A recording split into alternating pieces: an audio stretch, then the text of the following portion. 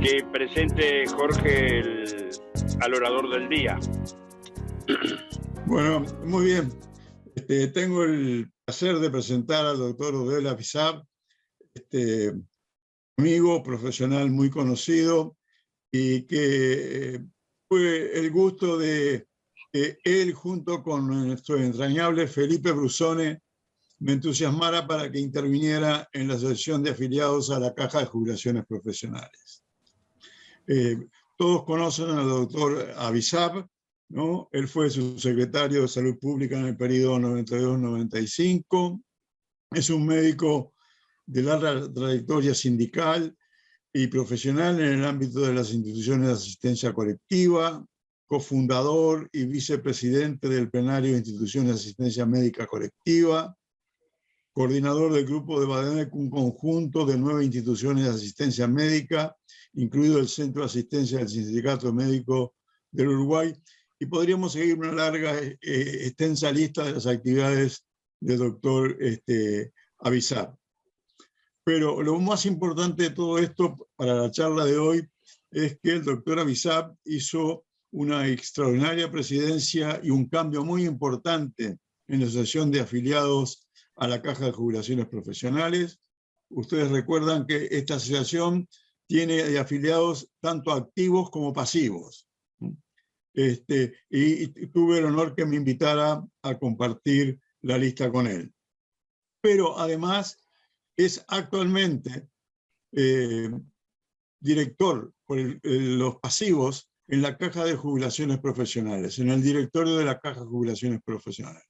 Por lo tanto, el doctor Abizar es un profesional de altísimo nivel, pero es un actor muy importante hoy en día en la Caja de Jubilaciones Profesionales, defendiendo los intereses de los profesionales universitarios, de los activos y de los pasivos. Así que verdaderamente es un lujo para el Rotary tener hoy a Odel Abizar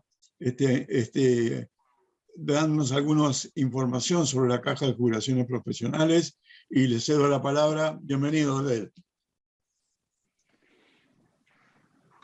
Bueno, la verdad es que después de esta introducción y de la ritualidad introductoria de los rotarios del Rotary de Montevideo, uno siente un enorme peso encima de los hombros, porque realmente tengo conocimiento de lo que significa el Rotary en el país, tengo conocimiento de la significación del Rotary Montevideo, particularmente en toda esta dinámica que caracteriza a la obra de esta organización tan importante a nivel mundial, y que hoy tenga este honor, que ya estoy agradeciendo a Jorge ni que hablar, al presidente Grillo, a los integrantes del cuerpo, también, digamos, al gobernador, que seguramente en la escuela diríamos está el inspector. ¿Se acuerdan cuando uno tenía que tener un comportamiento especial ese día? De modo que, dicho esto, que supone básicamente tener conciencia y estar en sintonía espiritual con la importancia del día, con la importancia de la organización y también con la importancia del tema, vamos a tratar de comenzar de la mejor manera posible, pero tal vez haciendo algunas precisiones previas que faciliten el trámite e incluso las ulterioridades de esta presentación. Yo no soy ni por aproximación especialista en el tema de la seguridad social. Soy apenas un entendido, diríamos, si tuviera que definirme, después de haber estudiado mucho y haber estado preparándome a lo largo de los años. Y en esa situación entonces, y con el honor inmenso que ha supuesto para nosotros tener la responsabilidad que tenemos hoy también a nivel de la Caja de Profesionales, electo por el voto de nuestros pares, que acometemos esta responsabilidad. Insisto, sé que estoy acá promovido por la bonomía y el afecto personal que compartimos con el contador Jorge Costa, y seguramente por la buena disposición del Rotary, habilitado por la actitud y y la promoción y aceptación de su presidente, con quien, como dijo hace un rato, nos conocemos hace un rato largo también, y hemos intercambiado conocimientos, opiniones de todo tipo, y eso ha ido enriqueciendo el vínculo. Pero dicho todo esto, entonces, que creo que tiene que servir como introducción, vayamos un poco a lo que pretendemos hacer en la tarde de hoy. Tenemos un tiempo limitado, razón por la cual también eso de alguna forma limita las posibilidades, y estoy adelantando desde ya que todo tipo de preguntas o inquietudes que pudieran surgir después de la presentación de esta conversación, me va a resultar más que grato recibirlas vía secretaría. Aprovecho en este caso también agradecerle a la señorita Carolina, que ha sido un nexo en estos días previos para que se fluidifique el trámite de esta instancia. Digo que estoy invitando desde ya a que todas las preguntas que puedan surgir se canalicen a través de ella, a los efectos de que nos lleguen y podamos darle la respuesta puntual que corresponde a todos y cada uno de los temas o inquietudes que puedan surgir. Dicho todo esto, entonces empecemos por definir un poco la caja, la historia de la caja, a los efectos de que todos tengamos, más allá de que me consta que hay muchos profesionales universitarios entre los rotarios, a esta altura la información que vamos a compartir no solo va a ser útil para ellos, sino para el resto de la comunidad, sobre todo en un ámbito como el del Rote. La caja tiene una historia que comienza con la existencia de un movimiento entre universitarios, allá por la década del 50 del siglo pasado, que,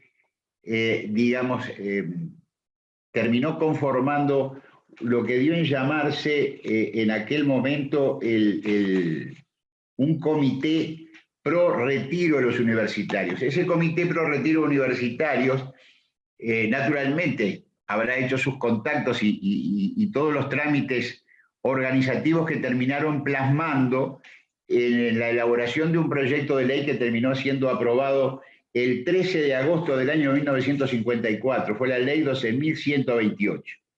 A partir de ahí hubo otras dos leyes más hasta llegar a la actual, que es la que enmarca el funcionamiento orgánico de la Caja de Jubilaciones. La segunda, como digo, fue la 12.997, el 28 de noviembre de 1961, y la tercera, la que nos rige, la 17.738 del 7 de enero de 2004. Vale decir que es una organización que tiene ya unas cuantas decenas de años, que ha ido consolidándose en la organización de la seguridad social del país, y hoy tiene una presencia cierta y un prestigio bien ganado, porque en el pasado, más que en la contemporaneidad, ha habido realmente gente que ha hecho la grandeza de esta institución. No de balde, entre otras cosas, tiene el patrimonio que tiene hoy en día, aunque ha venido deteriorándose, como iremos a ver, ese magnífico edificio que estaba ahí en 18 en Colonia y Yaguarón, más el enorme patrimonio en tierra forestada, que es del orden de las 18.000 hectáreas. Estoy significando esto para ver la fuerza constructiva, el ímpetu creativo y de buena gestión y de buena organización que ha tenido en el pasado esta organización, y que nos obliga muchísimo más a nosotros en el momento actual a esforzarnos al máximo, a los profesionales actuales, quiero decir, para mantener ese enorme patrimonio que es resultado del esfuerzo y no de otra cosa, porque esta organización no ha tenido ni tiene apoyo gubernamental de ningún tipo. Entonces, hay un mérito enorme en el pasado y en los hacedores de esta organización. La organización de la Caja básicamente consta de un directorio. Yo miro de vez en cuando el esquema al que voy a ceñirme para tratar de que el tiempo, sea lo mejor utilizado por mi parte. Entonces digo que la Caja tiene un directorio que es elegido cada 4 años, está integrado por 4 miembros en representación de los profesionales activos, 1 en representación de los pasivos y 2 representantes designados directamente por el Poder Ejecutivo que corresponde a ese momento. Tiene además un órgano que es la Comisión Asesora y de Contralor, que está integrada por 2 representantes de cada una de las profesiones, que también se elige cada 4 años, y que de alguna forma, el nombre lo está indicando, no tiene funciones ejecutivas, sino que más bien tenemos que ser vistos, y aunque no lo defina en estos términos rigurosos la ley, tiene, digamos, una función de asesoramiento, de supervisión en el buen sentido del término, y eventualmente de iniciativa, digamos, si en algunas circunstancias para hacer algún determinado tipo de planteo que pueda luego ser considerado por el directorio y decidida esa inquietud en un sentido o en otro. La caja tiene hoy, en números redondos, todos los números que habré de manejar de aquí en adelante tienen el carácter de aproximaciones. En primer lugar, porque son dinámicos, como es dable imaginar y entender. Y en segundo lugar, porque no creo que haga al fondo de la cosa el tener el preciosismo de números exactos referidos a un determinado momento también puntual, porque como digo, esto es muy dinámico. De modo que acéptese que los números estos tienen esa característica y que en esa medida puede haber quienes, hablando del mismo tema, eventualmente expresen cifras ligeramente diferentes, el más o el menos. Entonces decimos que tenemos 140.000 afiliados a la caja, de los cuales, en números redondos, como decía, 60.000 son activos, es decir, cotizantes con declaración de ejercicio, quiero decir, y otros 80.000 con declaración de no ejercicio. Este tema solo ya nos está adelantando, sería bueno mantener el concepto, retener este concepto, lo grosso de estos números, porque este es uno de los campos en los que hemos tenido diferencias con la mayoría del directorio en cuanto a algunas de las cosas que hay que hacer, respecto de las cuales habremos de referirnos un poco más adelante. De estas declaraciones de ejercicio, o a estas declaraciones de ejercicio y no ejercicio, debemos agregar que en el orden de los pasivos, que se dividen entre jubilados y pensionistas, tenemos alrededor de 11.000 jubilados y de 6.000 pensionistas. Y luego, a los efectos de las grandes cifras de la caja, las cifras anuales de ingresos y de egresos están en el orden de, voy a dar cifras redondas, iba a mirarlas ahora con precisión, pero están en el orden de los 320, 330 millones de dólares anuales, entre los 300 que se pagan y otro tanto que ingresa. Los ingresos operativos vienen por parte de los aportes fundamentalmente de los contribuyentes, de estos 60.000 profesionales activos, de la misma manera que los egresos están referidos fundamentalmente al pago de pensiones y jubilaciones, más algunas otras prestaciones que están reguladas por la ley, que tienen que ver con subsidios, con aparatos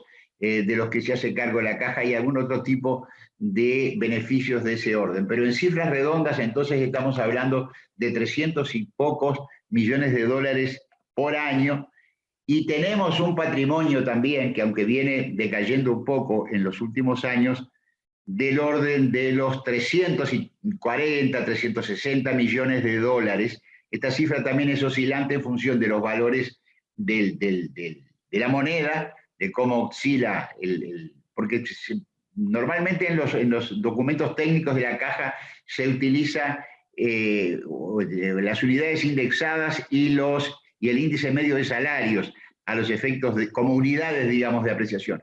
Pero obviamente que la traslación o la conversión en dólares lo hace más entendible y y visualizable en el ámbito en el que nosotros nos movemos. De modo que esas son, diríamos, las grandes cifras de la caja que en definitiva dependen de la memoria o podemos acceder a ellas después de leerlas y retenerlas en la memoria con la salvedad a la que he estado haciendo referencia en el sentido de no tener la rigurosidad formal de los números. Aprovecho a decir, no a manera de excusa, sino de explicación, que por las circunstancias que estamos viviendo a nivel del país en función de la pandemia, hace ya varios meses que no comparezco en el despacho que tenemos asignado, en la caja donde tenemos toda la documentación, razón por la cual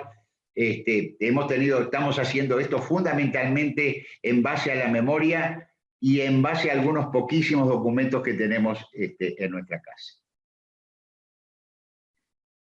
Continúo entonces compartiéndoles ahora algunos datos más antes de entrar en la situación que seguramente ha sido el motivo de la preocupación de muchos de ustedes para promover esta presentación.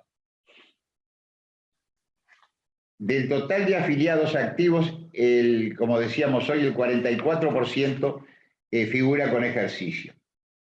Los afiliados totales de la caja crecen algo más del 45% en el periodo 2011-2018, mientras que con los afiliados con ejercicio, este va a ser otro tema para el análisis, crecen solamente en un 20%. Es decir, de cada 8.000 o del entorno de 8.000 profesionales universitarios que produce nuestras universidades, como ven, pasan a la declaración de ejercicio solamente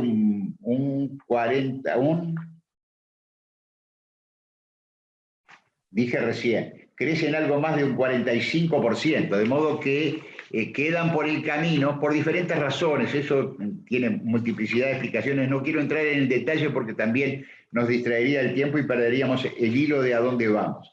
Pero en definitiva estamos diciendo que de toda la producción de profesionales universitarios en condiciones de afiliarse a la caja, más de la mitad quedan sin confesar ejercicio y sin practicarlo muchísimos de ellos, razón por la cual obviamente no aportan. Sin perjuicio de esto, la caja mantiene una relación activo-pasivo de 4:1, de casi 4:1, en realidad es de poco más de 3,80. Y sin perjuicio de eso hay un deterioro que se va incrementando en los últimos años en la relación de ingresos directos respecto de los egresos por las prestaciones. El resultado operativo, es decir, la diferencia entre los ingresos por aportes, cuando hablamos de ingresos operativos, estamos dejando afuera otro tipo de ingresos como son las rentas de la caja. Es decir, lo que entra por aportes y lo que sale tiene una diferencia significativa a favor de lo que sale.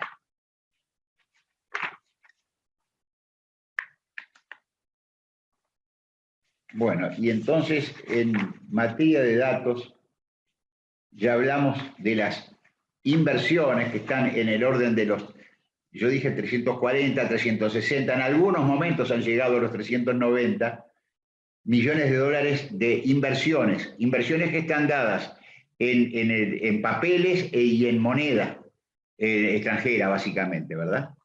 Y de los papeles que se manejan, la inmensa mayoría lo son de papeles del Estado uruguayo.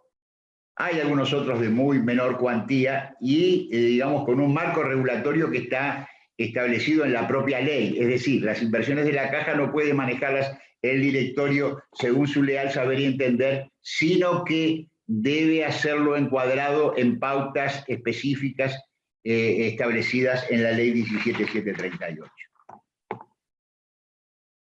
Y ahora nos está quedando, bueno, una afirmación que surge de los servicios, que ha merecido algún tipo de cuestionamiento por algunos de nuestros compañeros, y eso ya entra dentro del análisis de números que son temas de los contadores y de los economistas eventualmente, pero los servicios de la caja establecen que la opción de ser aportante para la caja, en la caja, dice que ha sido una opción muy rentable. En promedio, los afiliados aparentemente recuperan lo aportado en un plazo de 7 años. Es decir, el activo que aporta hasta llegar a su jubilación, una vez que se jubila, estaría recuperando aquello que ha aportado en el término de 7 años. Y el promedio de sobrevida para los hombres es de 14 años después de la jubilación y para las mujeres de 18 años. Con esto he querido dar bien a brocha gorda una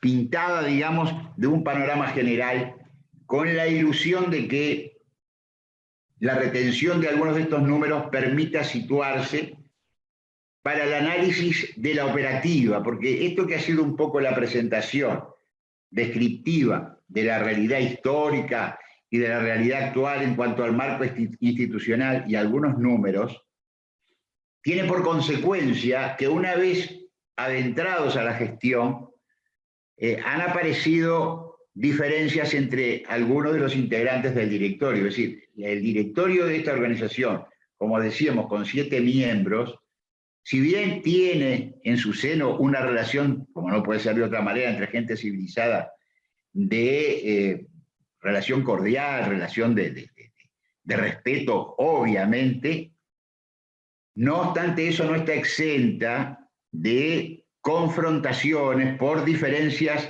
conceptuales respecto del quehacer. A nosotros nos ha tocado estos años, ya vamos para 4 años, estar en minoría casi siempre, perdiendo en general 5-2 en el seno del directorio, porque tenemos la suerte, la bendición de que nos acompañe un director por los activos, el ingeniero Castro, que en general coincide y muchas veces coordinamos actividades con la visión que nosotros tenemos respecto a lo que se debe hacer. Porque están quienes apuntan a que la caja, para sanearse, para reequilibrarse y para tener una mejor relación activo-pasivo y para tener una situación económica más fluida, debe promover y lograr una modificación de la ley que básicamente está orientada, y los 3 pilares básicos del proyecto que ha presentado la mayoría del directorio apuntan a que se reduzca la tasa de reemplazo, aumenten los años de aporte y aumenten la edad jubilatoria. Nosotros, en términos generales, conceptualmente, entendemos que hay razonabilidad en este tipo de afirmaciones y que el mundo en general con los sistemas de previsión social va en esta dirección, toda vez que es clarísimo que al aumentar la expectativa de vida, como aumenta en forma permanente como consecuencia de mejores niveles de civilización que se expresan en mejores niveles sanitarios, sin dejar de reconocer que esas adaptaciones deben hacerse y que eso se hace necesario, también creemos que el manejo de los recursos con los que se cuenta tiene que ser diferente. Hemos estado hablando de 80.000 personas que no aportan, profesionales universitarios amparados por otros regímenes. Y ahí lo que se impone, lo que nos dice la razón, el buen sentido, como diría José Ingeniero, más que el sentido común, es hacer algo para hacer atractiva la afiliación a la institución y para que el aporte, en vez de ir a otros lugares, compañías de seguro, AFAP, etcétera, venga a la institución. En ese sentido hemos propuesto sin éxito campañas de afiliación con afiliadores, entre comillas, bien entrenados, que sepan de qué se trata para ir en busca de parte, por lo menos, de esos afiliados. Sobre todo teniendo en cuenta que los servicios inspectivos de la institución encuentran en el último estudio, los inspectores obviamente están permanentemente haciendo su tarea a lo largo y ancho del país. En el año pasado, en el año 2019, lo doy esto a título informativo que ratifica y robustece nuestra línea argumental, de 500 inspecciones hechas por vía electrónica, surgieron 20 surgieron 100 irregularidades detectadas, lo cual es aproximadamente un 20%. Y luego se encontraron cerca de 500 en varios miles quedaban el 20% de inspecciones personales en muestras aleatorias, no muestras sesgadas, con lo cual ha quedado en evidencia que un 20% por lo menos de ese gran paquete de 80.000, haciendo la extrapolación que con criterio estadístico fácilmente puede hacerse porque las muestras claramente son más que significativas, podría haber allí, decimos, una fuente interesante de captación. Naturalmente que hay que ofrecerle todo lo que la caja tiene para ofrecer y entre otras cosas ofrecerle no estar transgrediendo la ley porque una vez que son detectados están en situación de incumplimiento y eso obviamente tiene consecuencias incluso económicas como habremos de llegar en un momentito. Y finalmente, otra cosa a destacar que ha merecido un estudio profundo de nuestra parte y un planteo con el intento de corregir la situación hace 1 año y medio, 2 años,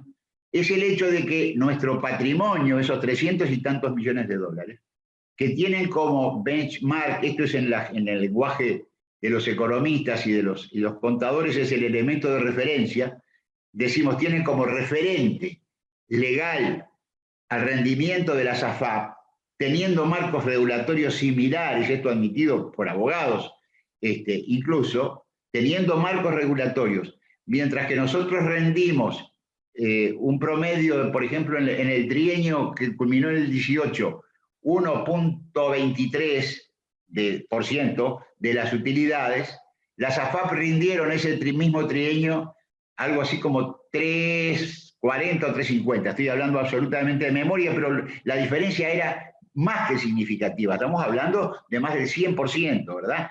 Entonces, imagínense lo que significa como diferencia de rendimiento. Quiere decir que esos son 2 campos donde nosotros hemos insistido sin éxito, debiera hacerse otra cosa diferente a lo que hemos hecho. La propuesta nuestra ha sido en ese sentido, y discúlpenme que hable a este respecto y haga referencias personales del grupo, digamos, de quienes tenemos esta visión, han dejado, digo, de manifiesto esto y hemos propuesto el nombramiento de un comité de economistas, de especialistas, que tengan remuneración por resultados a los efectos de ayudar a mejorar la gestión que hoy por hoy está en manos, está en manos de funcionarios muy decentes, muy honestos, pero que son, en definitiva, funcionarios y personal que ganan su sueldo mensual, buen sueldo mensual, por fuera y sin vínculo directo con el resultado de lo que estén haciendo. Que quede muy claro que por nuestra cabeza no ha pasado nunca ningún cuestionamiento ni a la moral e incluso al conocimiento de quienes se están ocupando de este tema en la caja. Y con esto entramos ahora, yo sé que estamos casi en el final, pero voy a aprovechar estos últimos minutos para llegar al tema que seguramente a ustedes los ha movido. En este marco conceptual,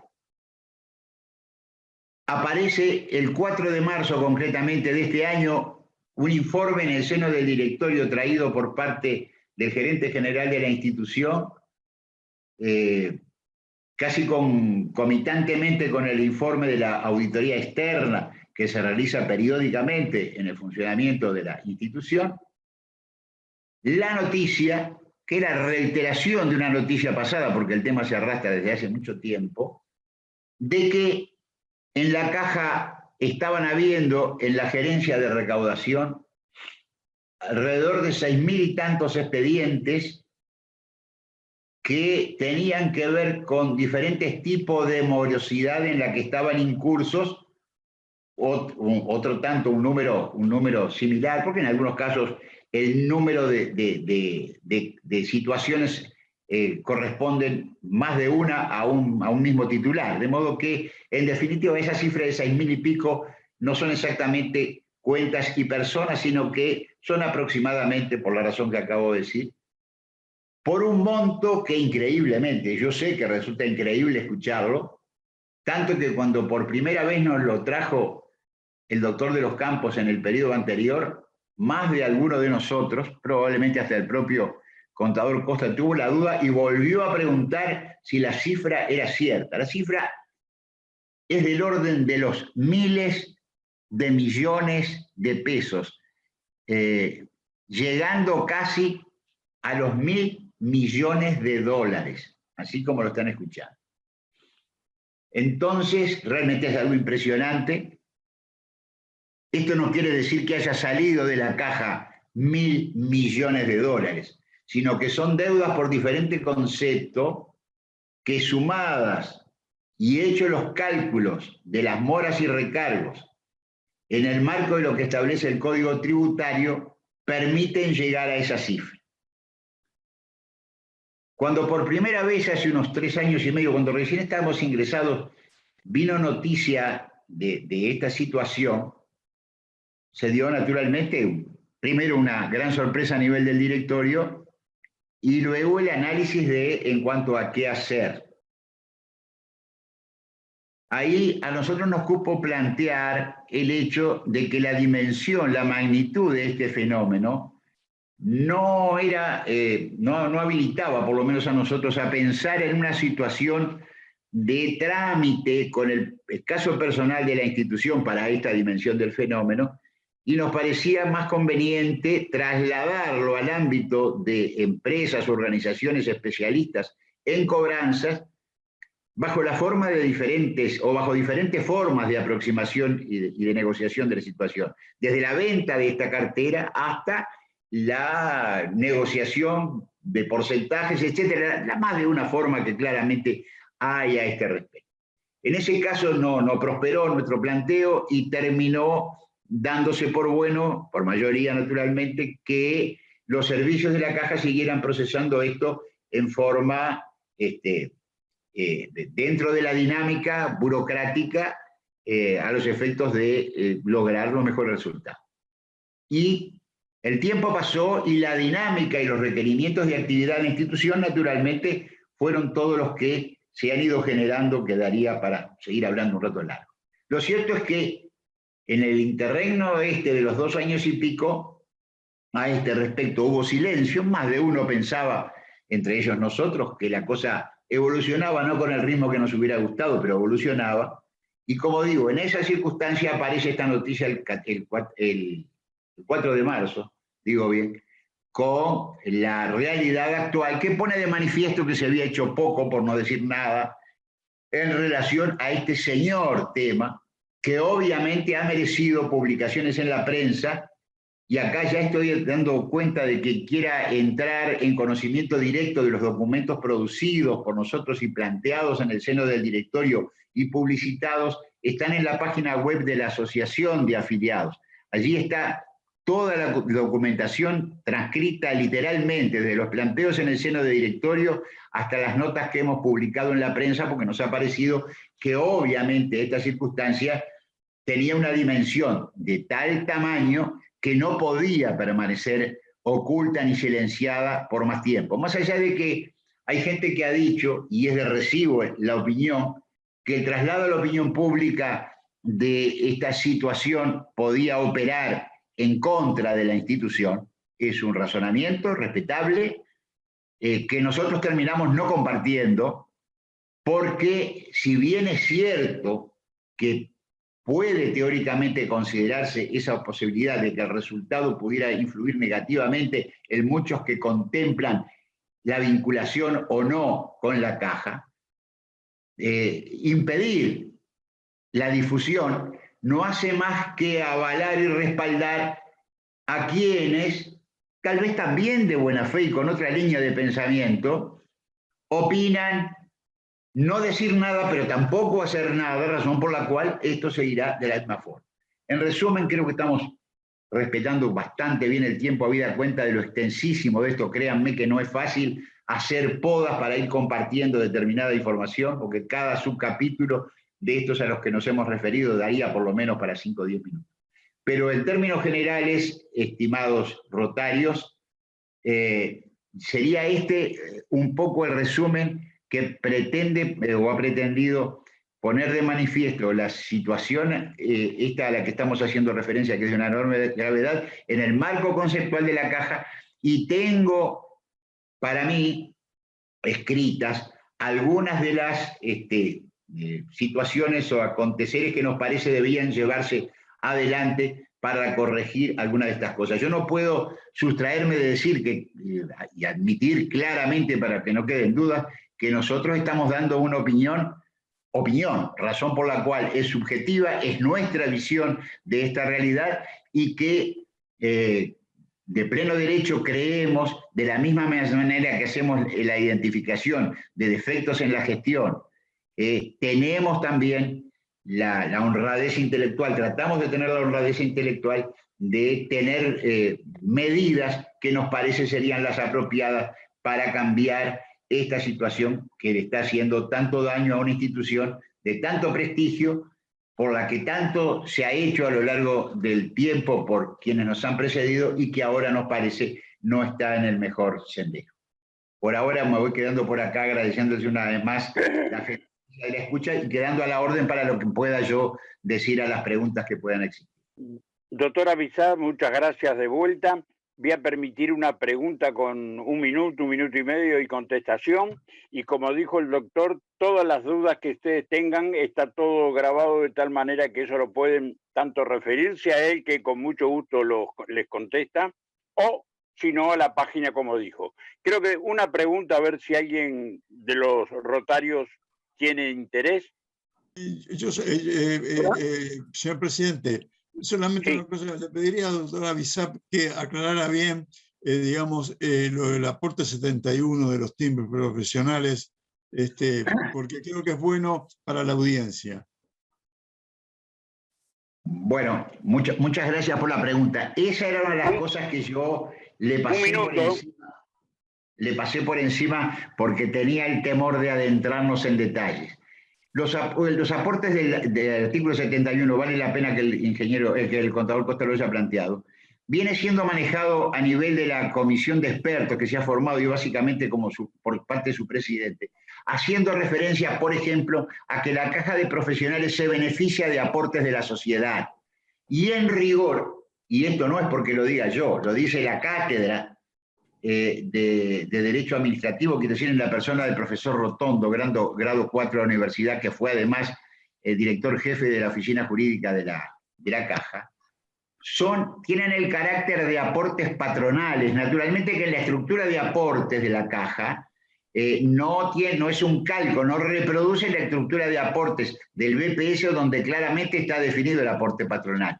Pero dice el propio proyecto de reglamentación de la ley 17738, cuando hace la descripción del artículo 71, dice que deben ser considerados los aportes que paga la comunidad con timbres y el tipo de imposiciones cuando se contrata a un abogado, cuando se contrata a un arquitecto y así sucesivamente a todas las profesiones, deben ser vistos como aportes patronales, vale decir que están los aportes del operario, los aportes patronales de quien contrata y me transforma en empleado, entre comillas, en el momento que estoy haciéndole un servicio, y de esa manera son los elementos de financiación.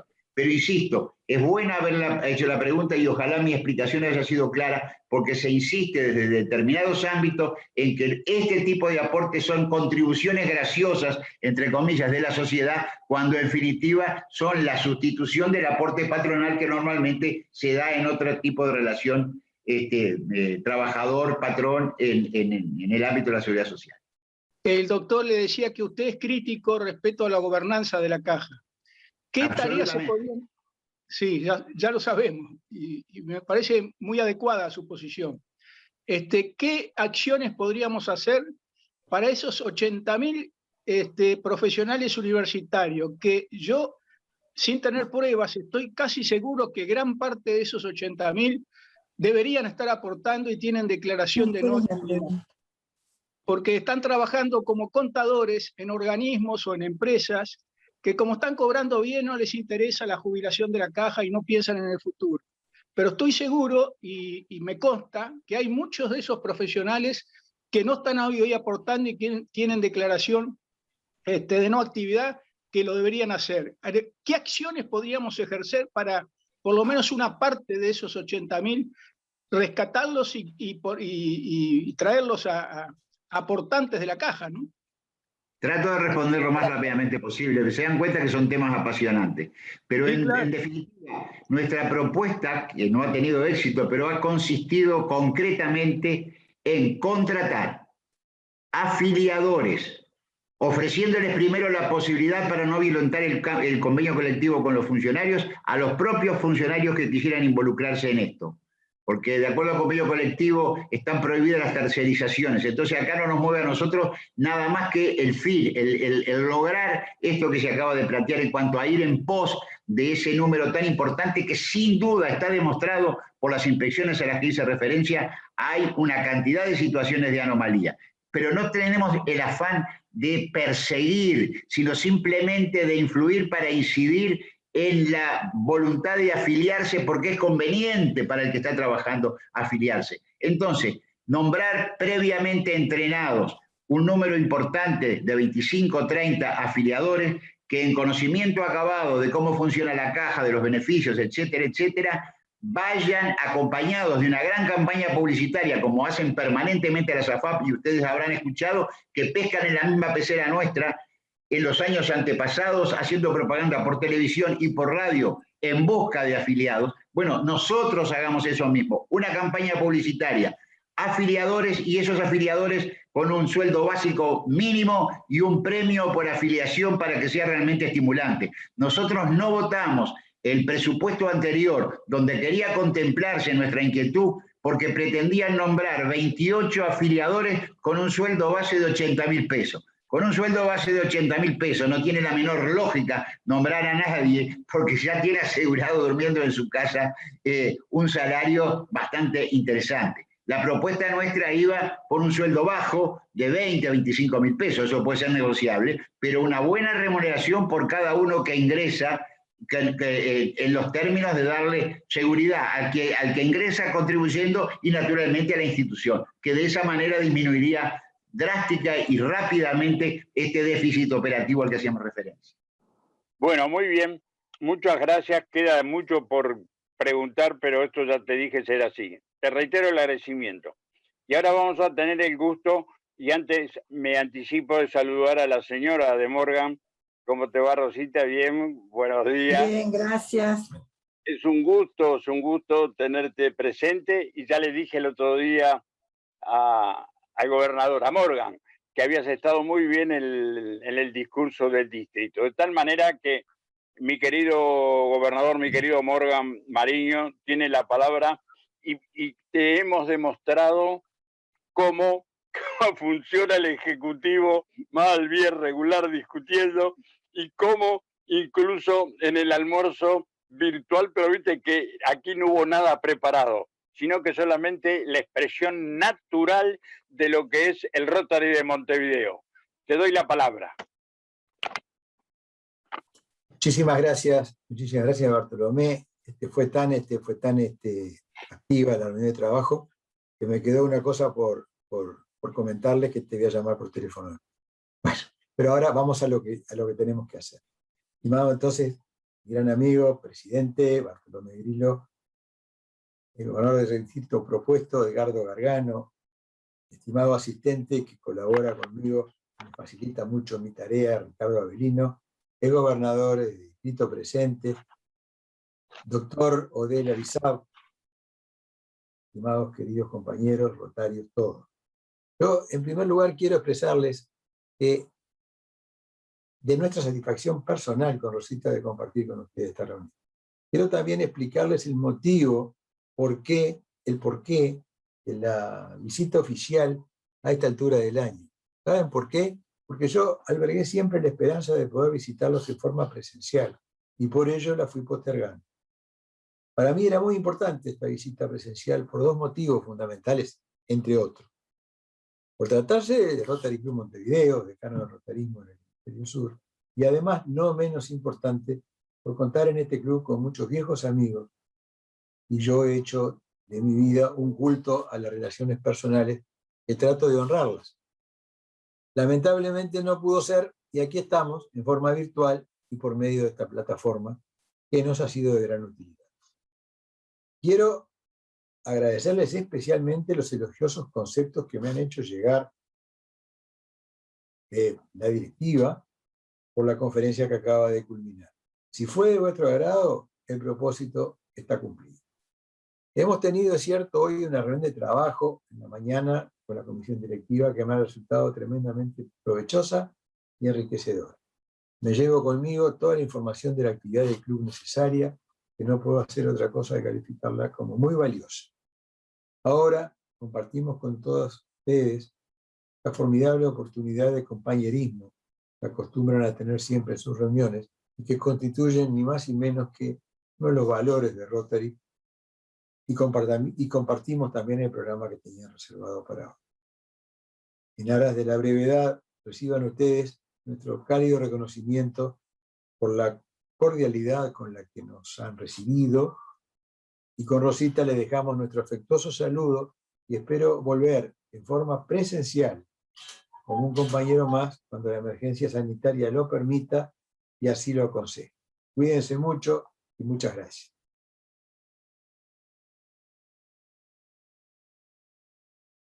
Soy muy agradecedor y muy emocional para estas cosas. Vos sabés que los tanos somos así.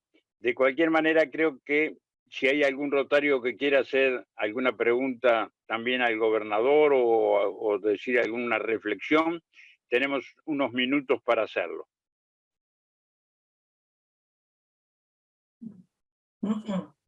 ¿Hay alguno? Yo simplemente le quiero mandar un saludo a Morgan y su señora, al que hace años que conozco y tuve la suerte de compartir con él en la época que nuestros hijos, mi hijo mayor y sus mellizas, fueron compañeros en el viejo y querido Maturana. Un abrazo grande a ambos y que sigan bien. Muchas gracias, muchas gracias. Muchas gracias, Mario. ¿Alguien más que quiera complementar? Presidente, si me permite. Con mucho gusto. Gracias. Yo simplemente, para concluir esta presentación que me consta, yo tengo conciencia de que fue un tanto desordenada, me excuso por eso, pero agradezco enormemente el honor que ha significado una vez más participar con ustedes y reitero el ofrecimiento que es de corazón de estar a la orden para cualquier tipo de pregunta que quiera formularse respecto de esta temática. Quedamos con el compromiso asumido públicamente de dar respuesta puntual a cada una de las que surjan en el tiempo más breve posible. Así que una vez más, gracias por esta oportunidad y la mejor de las suertes, y a cuidarnos compartimos con las palabras del gobernador. Aprovecho también a agradecer su mención y fue un gusto, insisto. Gracias. Gracias, gracias, gracias. ¿Alguien más que quiera tener una palabra? Bueno, muy bien. Como es habitual también, y terminamos en hora correcta, les agradezco a toda la familia rotaria, a toda la rueda rotaria, tanto de Montevideo como los invitados y los asesores de Morgan. Creo que no me olvido de nadie, soy un agradecido de todo lo que estábamos hoy. Fueron alrededor de 50, 60 personas que estuvimos presentes en esta reunión virtual, que no es poca cosa, ¿no? De tal manera que hacemos el respeto y saludo a los pabellones nacionales, rotario y uruguayo, en un día muy especial de 18 de mayo. De tal manera que luego del saludo virtual, vamos a tomar el cafecito virtual, vamos a finalizar el día de hoy de esta tenida, y le digo muchas gracias, le reitero de todo corazón a todos los rotarios.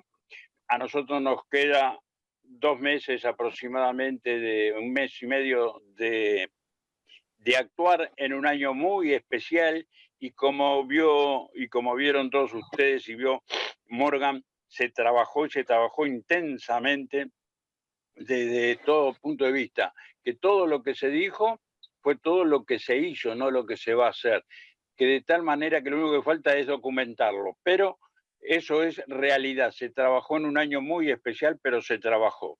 Así que el agradecimiento a todos los rotarios, a toda la familia que está hoy, a toda la rueda. Un abrazo, un cariño, saludo un cafecito virtual y hasta el martes que viene con mucho calor. Un beso, gracias, chao. Muchas gracias. Muchas gracias. Hasta el martes. Hasta luego. Buena semana.